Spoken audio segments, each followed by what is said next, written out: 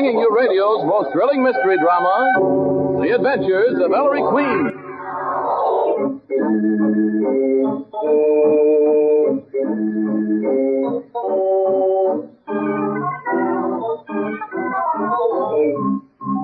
Tonight, bring you another thrilling adventure with Ellery Queen, the celebrated gentleman detective, in person. Ellery Queen invites you to match wits with him as he relates another story of a crime he alone unravels. Before revealing the solution, he stops the play, gives you a chance to solve the mystery. Our guest armchair detectives for this evening are film star Miss Jean Cagney and Mr. Peter Cusack, Executive Secretary of the National Foundation for Infantile Paralysis. And now, Ellery Queen, Master Detective and your host for the next half hour. Thank you, Ernest Chappell, and good evening, ladies and gentlemen. Tonight, I'm going to tell you about the exotic adventure of the Scarecrow and the Snowman. One July morning, some years before the war, Dad, Nicky, Sergeant Veely, and I were driving through the rich farm country of the Midwest. Suddenly, we rounded a curve and saw a red barn and a big clapboard farmhouse shaded by elm trees. Sergeant, stop. What for, Maestro? We're in the middle of no place. I want to take color movies of this farm. Huh? You and your movie camera, Ellery. Try a shot of that scarecrow over there in the cornfield, son. Oh, swell, Dad. So that's a scarecrow. What do you know? Get that farm in the picture, son. There, Ellery, see? Walking toward the Scarecrow. Yes, very nice. Wait a minute. Something's wrong. Yeah. What's he yelling at us? Yelling for help, Nicky. Oh. Come on, let's get over there. Hey, farmer. What's the matter? What's wrong? Why, he's the color of death. It's bleeding. It's bleeding. What's bleeding? Scarecrow. The Scarecrow? It is bleeding. Them rags. That's so kitty. That's our regular scarecrow. And how could a scarecrow bleed? Because it's not a scarecrow, you clerk. It's a man dressed in the Scarecrow's duds. Let's get him off this pole. Right. Jake, I got He's it. been tied to the stake by his belt. How the old five tarnation did he get here? Don't you know? Easy now. That's it, Dad. Badly wounded, Ellery. Unconscious. Hey, you, farmer. What's this farm? Who are you? This is a Mayfield place. I'm Josh Bullen. I run the place for old man Mayfield. Where's the nearest doctor, Mr. Bullen? Dairyville Hospital, 6-7 miles from here. We'll have to rush him there. Come on, Dad. It's going to be a race with death.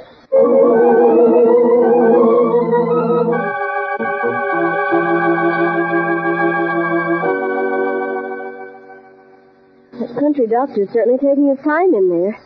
Just how was the man hurt, Inspector? Stabbed twice in the chest, Nicky. I wonder who he is. Not an identifying mark on him. Yes, quite a mystery. Mr. Bullen, Yes, Mr. who lives on the Mayfield farm beside yourself? Well, now, there's me and my wife, Josie Mayfield. We've been married 4 years now, and Josie's pa, old man Mayfield. It's really his place, but I run it for him. Don't tell me there's no Ma Mayfield, Mr. Bullen. It sure is, Miss Porter. Josie's mom, my mother-in-law. Wonderful woman. Cooks, keeps house, helps out in the field. Strong as a plowmare, Ma Mayfield is. I sort of wish Josie took after her ma. Your wife, Mr. Bullen, what's wrong with her? Josie's been sickly, Mr. Queen. Ever since our baby died. Stays abed most times. Ain't got the strength to crawl downstairs near. Oh, say, here's Doc Jenkins. How's your patient? Will he pull through, Dr. Jenkins? Yes, well. Must be made of iron. I'd like to talk to him, Doctor. Can't now, Mr. Queen. He's unconscious. Say, Josh, who is he, do you know? I'm darned if I do, Doc. Never seen him before. Me neither. Thought I knew everyone in the county, too. Doctor, I'd like to photograph your patient. I know it. Take his picture? Well, I imagine you'll have to get the sheriff's permission. But it's attempted murder. Henry, take your photo. And, Doctor, no one's to see or talk to the victim till we can question him. All right. Please notify us at the local hotel the moment he regains consciousness. Yeah.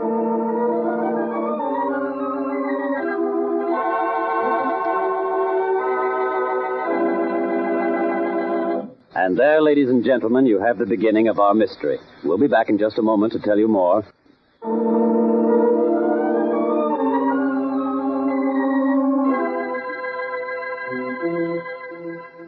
And now back to our story.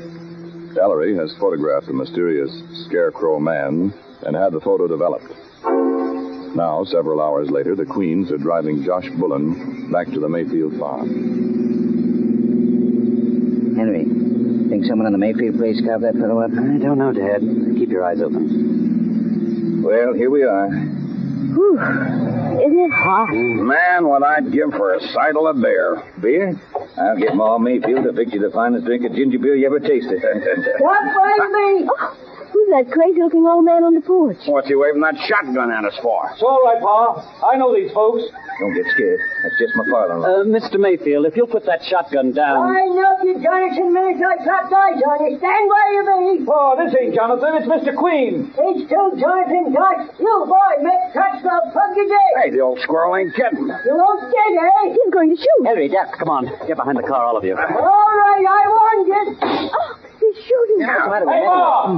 For heaven's sake, Mr. Bullen, who does he think I am? Who's Jonathan? My wife's brother, old man Mayfield's son. Ma!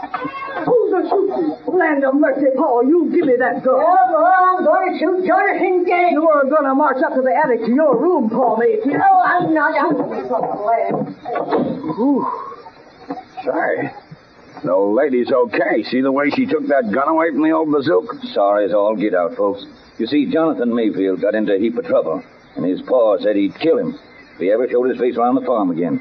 Old man's out of his head. Why don't you put him away for him? Ma won't hear of it, Inspector. Besides, Pa's quiet most times. Come on into the house. Ma, that you? Yeah, Josh. Well, Paul's all right now. Come on in. Thank you, ma'am. Ma, these folks are fretting for some of your extra special ginger beer. Josh, you take him into the parlor, and I'll be right in with a big pitcher. Just make yourselves right to home, folks. Now, this way, folks. Thank you.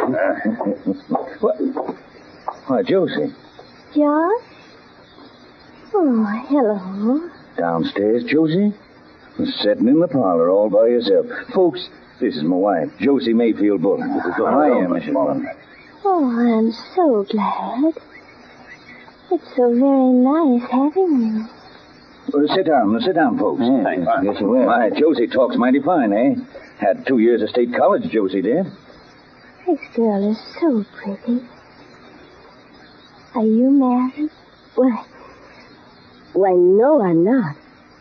I am. I had a baby once. It was the cutest baby. She had blue eyes and the softest blonde hair. Now, Josie, you know we don't talk about the baby. Ma, where's that ginger beer? Come in, Josh, come in. Well, what's everybody so quiet for? Josie, have you been talking about the baby again? It was a girl, Mom. Remember? Oh, the sweetest little girl. This place gives Now, me now. the cheapest, Inspector. Not this girl here. Henry, show him that photo and let's feed him. Come on, folks, now. Come on, try some of this. Just Thank let you, Mrs. Mayfield. Hey, By the way, do you recognize the man in this photograph? This fella? Hmm? Nope, can't say as I do. Josie, drink? No, thanks, Mom. I was going to name my baby Mary Ellen, you know. Ellery, please. Let's go. We're talking photos now. Here's one of Jonathan, Josie's brother. Josh, you put that album away. Please, may I see it, Mr. Bullen? Sure. Dad, come over here. Here, miss. Can I give you some ginger beer? It's not the wounded man, Dad. Nope. No resemblance to the stranger at all. What do you say we go? No, Dad. We're staying in Derryville till I find out who that Scarecrow man is and who tried to murder him.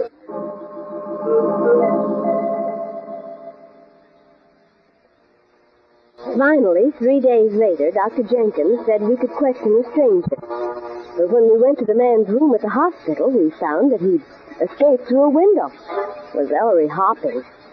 The Scarecrow man gone, and we still didn't know who he was or who had tried to murder him. Well, we hung around trying to find someone who recognized the Scarecrow man from Ellery's picture of him, but no one knew him, so we gave up. 6 months later, January it was, we got a letter from the Derryville Justice of the Peace, an old fellow named Clem Hunter.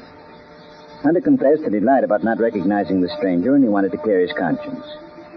He wrote us, "You certainly won't find it out from anybody else, because me and the town clerk, who's dead, were the only ones who knew who this fellow was. If you'll come see me, I'll tell you the whole story."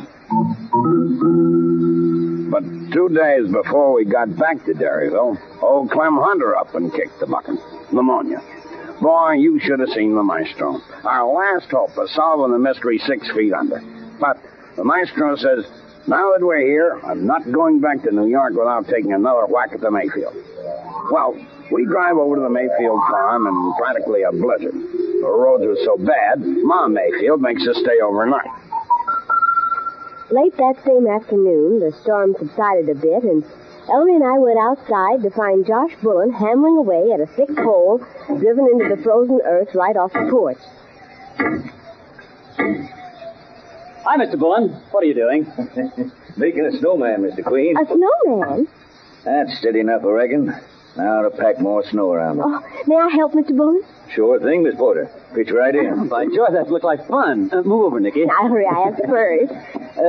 Seeing this pole, Josh, stuck in the ground this way. Sort of reminds you of the fellow we found hanging in the cornfield last summer, don't it? Yes. Ever hear anything more about him after he escaped from the Derryville hospital, Josh? Nary word. Say, this has come along fine. You make his head, Miss Porter. Oh, fine. Hope Josie likes him. She's watching from her bedroom window up there. Hi, Josie. Like it, Mrs. B? Oh, Josh is lovely. Well, wait, he ain't finished. He still needs eyes, nose, and a mouth. And a pipe, Josh. Stick a pipe in his mouth. Oh, how my baby would have loved him. Baby, she's still... We don't mind, folks. Sure, Josie, pipe it is. Yes, who ever heard of a snowman without a A pipe? corn cob, Josh. Yeah, gotta have a corn cob. Oh, blame it, I left my cob up in my bedroom this morning. Of course, Paul Mayfield's got a raft of them. Keeps all his cobs up in that attic room of his. But I guess we better not bother Paul. Might start shooting at you for Jonathan again, eh, Mr. Queen? Yes. Oh, but gee, here's that other corn cob of mine, right here in my jeans. Forgot all about the second one. There, Josie, how's he look? Oh, he's a beautiful snowman with that pipe, Josh. Oh, hi, Inspector Sergeant. Look at this. Hey, that's some production. A snowman. Where's the maestro? Ellery, it was right here a second ago. Here I am, Nicky. Oh, Him and his movie camera. Yes, Sergeant. I remembered it was in the car. Gonna take movies of the snowman, son? Dad, you're a mind reader.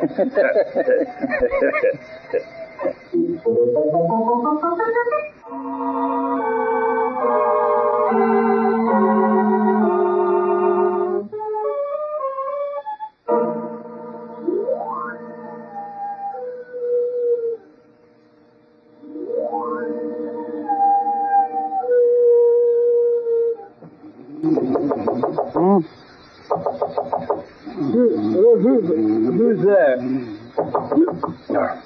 Who's doing that? Somebody's at the door of this iceberg they call a bedroom. Climb it a bit, son. See who it is. Oh, must be 10 below zero in here. Yes, who is it? Ellery, it's me. Nicky crying. Oh, wait, Nicky. Oh, coming. I just saw it. Saw what, Nicky? Again. What are you crying? I couldn't sleep. I got up and looked out my bedroom window at the snowman in the front yard and... Nicky, what did you see? The snowman. He's bleeding.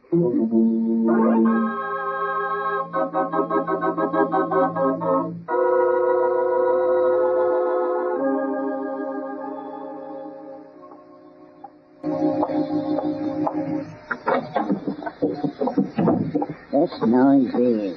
You want to wake the others? Okay, Inspector. There you see? A red brown stain all over the snowman's chest. Ellery, what in thunderation do you think you're doing? Photographing a snowman, Dad. Lucky this moonlight's so bright. Now, let's have a look. Well, if that ain't blood, real blood, I'll turn in my badge. Somebody's idea of a joke. Nicky, go back to bed. Oh, no. Go on, Nicky. All right, Inspector. Joke, huh? Some joke. Maestro, it's a dead man under this snowman. I thought so. Strapped to the pole by his belt? Yeah, just like that Scarecrow guy last summer. 2 ugly stab wounds in his chest, son. Brush the snow off from around his head, Sergeant. Yeah. Oh, It's the same guy. the man who escaped from the Derryville hospital. The Scarecrow man.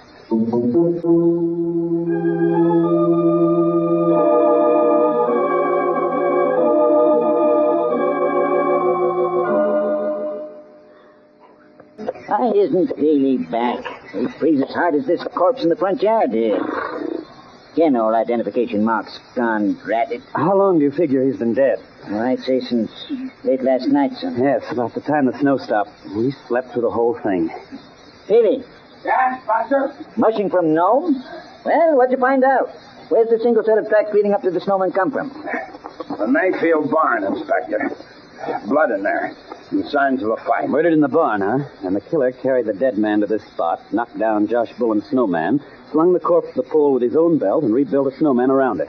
Why do you suppose he did that now, Maestro? To delay discovery of the crime, Sergeant, the killer was afraid of us. By the time the snow melted, we'd long since have left the neighborhood. It'd work, too, if the dead man's blood hadn't soaked through the snow.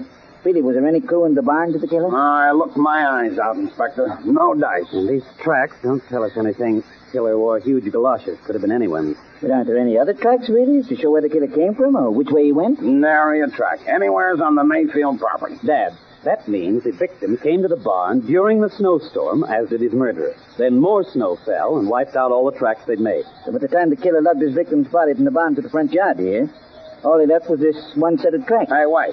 Then where are the killer's tracks escaping from the yard here after he put the body in the snowman? There ain't no escaping tracks. Sergeant, you've hit it. The only place the killer could have escaped to without leaving further tracks in the snow is up onto the porch of the Mayfield farmhouse here. Say, yeah. He could have made it from the snowman to the porch in one big step. But, Ellery, that means the killer is one of the people in this farmhouse. Yes, Dad. At last we know the stranger was murdered by one of the Mayfield tribe. So let's wake him up and find out which one.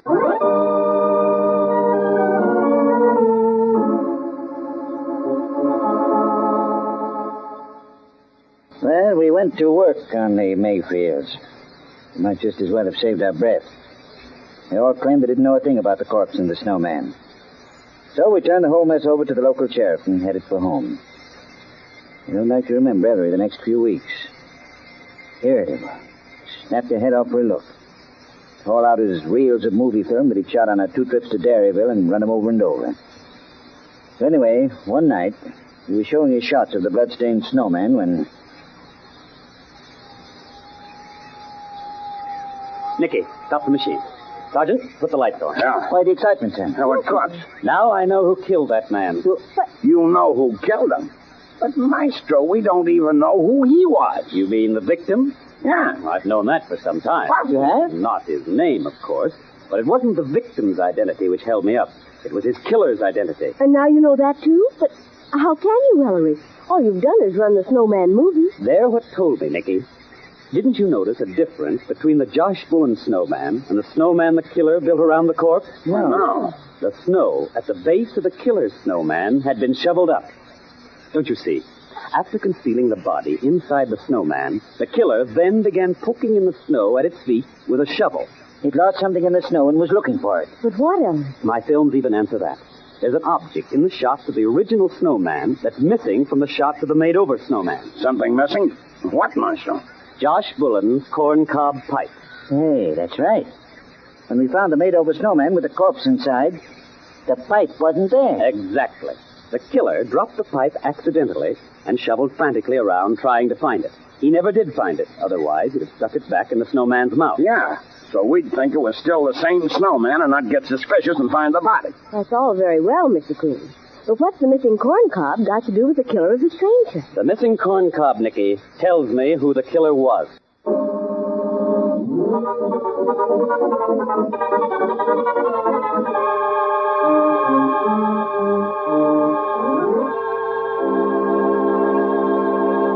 Well, ladies and gentlemen, there you have the mystery of the Scarecrow and the Snowman.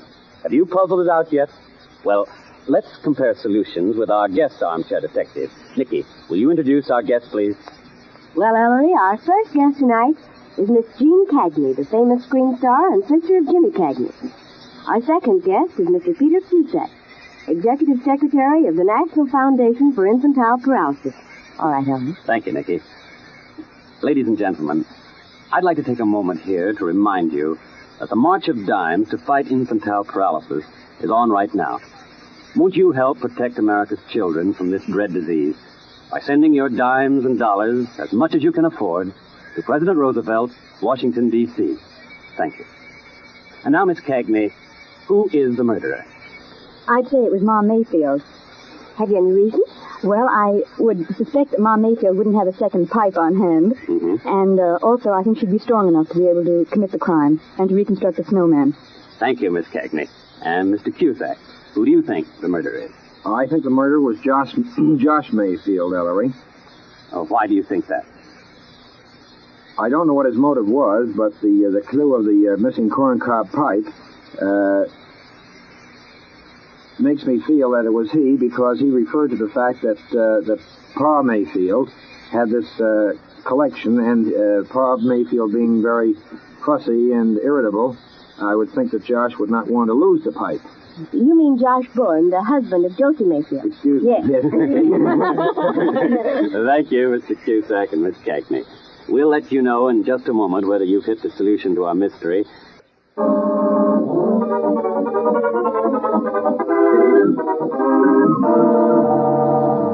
Ellery, you said you knew who that dead stranger was. Well, Dad, remember your mentioning that we got a letter from the Derryville Justice of the Peace? Sam Hunter, who wrote saying that he knew who this stranger was? Yes.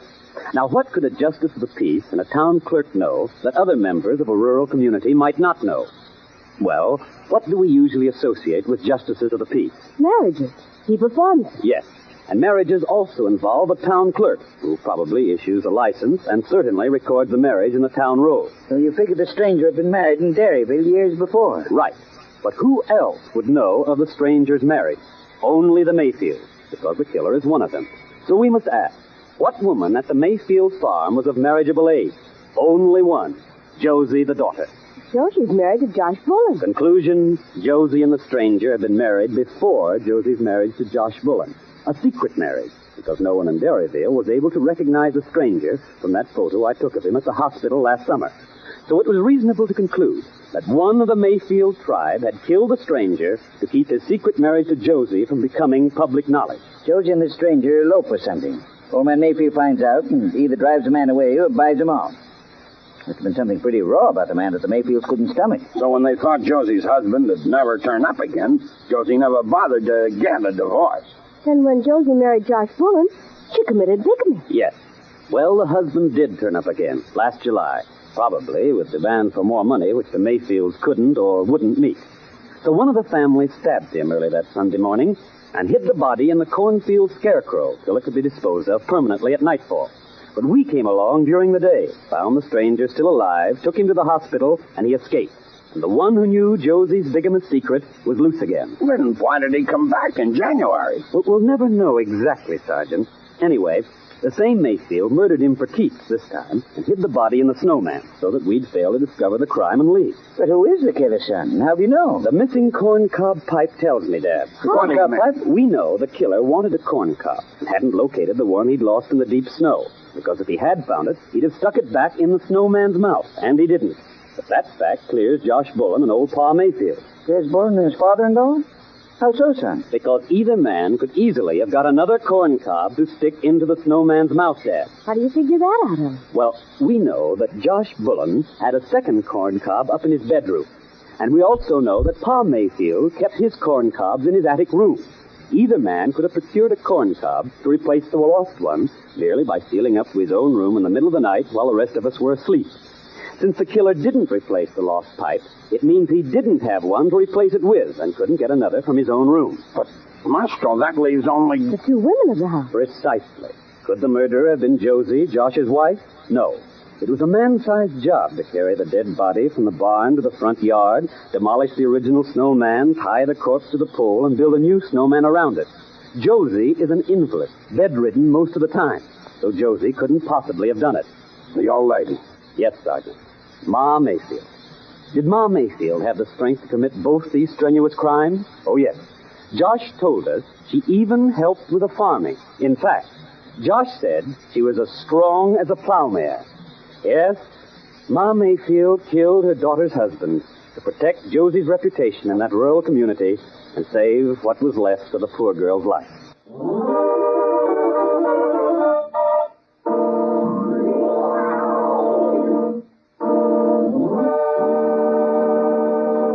And there you have the solution to the mystery. I want to thank Miss Cagney and Mr. Cusack for appearing as guest armchair detectives this evening. We want especially to compliment Miss Cagney on her skill in solving the crime. We have for both Miss Cagney and Mr. Cusack a personal gift, also an autographed copy of my latest mystery anthology, The Female of the Species, and a subscription to Ellery Queen's Mystery Magazine.